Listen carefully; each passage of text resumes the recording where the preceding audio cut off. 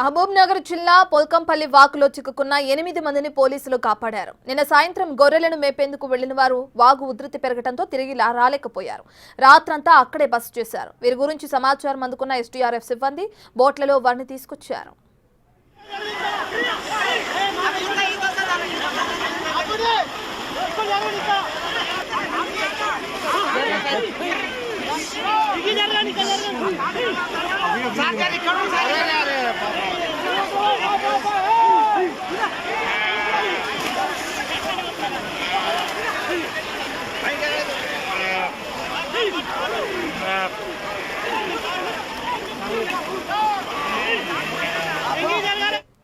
ఇదే విషయానికి సంబంధించిన పూర్తి డీటెయిల్స్ అందించడానికి మా ప్రతినిధి శంకర్ అందుబాటులో ఉన్నారు.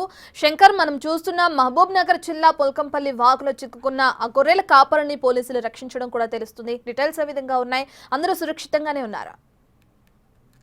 ఉమ్మడి పాలమూరు జిల్లా వ్యాప్తంగా భారీ వర్షపాతం నమోదవుతుంది. ఈ నేపథ్యంలో పోల్కంపల్లి సమీపంలో ఉన్నటువంటి పెద్దవాగు పెద్ద ఎత్తున ఉధృతంగా ప్రవహించడంతో అటువైపు గొర్రెలను కాయడానికి వెళ్లినటువంటి వ్యక్తులు ఒక్కసారిగా నీటిలో చిక్కుకుపోయినటువంటి పరిస్థితి వెలుగులోకి వచ్చింది. అంటే వరదంతా కూడా రాత్రి ఒక్కసారిగా పెరగడంతో దీన్ని గొర్రెల కాపరులు గమనించలేదు. ఉదయం చూసేసరికి మొత్తంగా తమ చుట్టూ నీళ్లు ఉండడం, పూర్తిగా ఈ విషయం గ్రామస్తులు తెలుసుకోవడంతో స్థానిక పోలీసులకైతే సమాచారం అందించారు. విషయం తెలుసుకున్నటువంటి జిల్లా కలెక్టర్, అదేవిధంగా ఎస్డీఆర్ఎఫ్ సిబ్బంది కూడా వెంటనే హుటాహుటిన ప్రాంతానికి చేరుకున్నారు.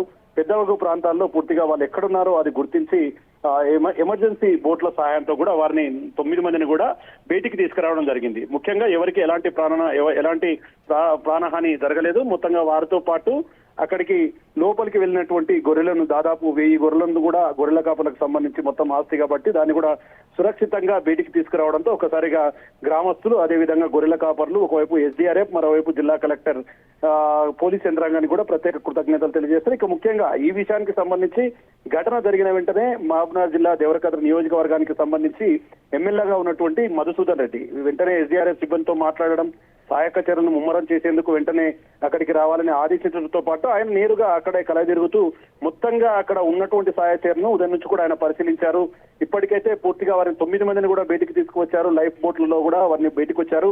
మొత్తంగా జిఎంఆర్ ఎవరైతే దేవరకద్ర ఎమ్మెల్యే ఉన్నారో ఆయన పనితీరుకు ఆయనకు కృతజ్ఞతలు తెలియజేశారు. గొర్రెల కాపురులు మరి అదేవిధంగా గ్రామానికి సంబంధించినటువంటి మొత్తం గ్రామస్తులు కూడా ఒకవైపు ఎస్డీఆర్ఎఫ్ సిబ్బందితో పాటు తమ ప్రాణాలు కాపాడినటువంటి పోలీసులకు, అదేవిధంగా రెవెన్యూ శాఖకు కూడా కృతజ్ఞతలు తెలియజేస్తున్నటువంటి పరిస్థితి కనిపిస్తుంది. రత్న శంకర్, ఎగువ కురుస్తున్న వర్షాల కారణంగా వరద ఉధృతి పెరిగే అవకాశం ఉందన్న నేపథ్యంలో అధికారులు ముందుగానే అలర్ట్స్ ఏం జారీ చేయలేదా? అక్కడ ముందుగానే చెప్పడం, అటు సైడ్ వెళ్ళొద్దని చెప్పడం, గొర్రెల కాపరులకు కానీ అక్కడ ఉన్న స్థానికులకు కానీ గ్రామస్తులకు కానీ అలర్ట్ గా ఉండమని ముందుగానే ఆదేశాలు ఏం జారీ చేయలేదా?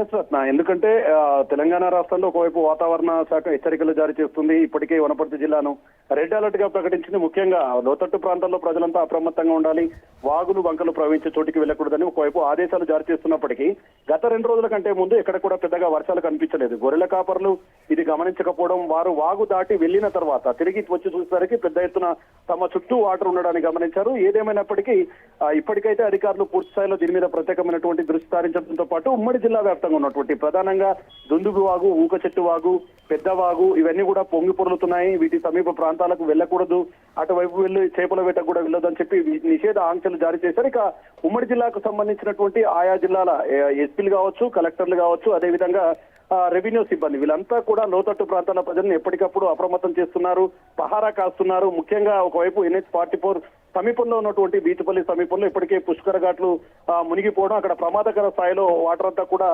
వస్తుండడంతో పోలీసులు దాని మీద ప్రత్యేకమైనటువంటి దృష్టి సారించారు. ఇక ఓవరాల్ గా ఉమ్మడి జిల్లాకు సంబంధించినటువంటి ఇప్పటికే చాలా ప్రాంతాలన్నీ కూడా లోతట్టు జలమయమైనటువంటి పరిస్థితి. ఇక NH-44 కు సంబంధించి దివిటిపల్లి దగ్గర కూడా బస్సు లోపలికి కూరుకుపోయినటువంటి ఘటన నుంచి ఇక 2 రోజులు కూడా అప్రమత్తతో ఉంటాము, ఇక్కడ కూడా అధికారులకు సెలవులు ఉండవని చెప్పి ముఖ్యమంత్రి ఆదేశాల మేరకు పనిచేస్తున్నామని చెప్పి కూడా అధికారులు చెప్తున్నారు. రత్న, రైట్, థ్యాంక్ యూ శంకర్.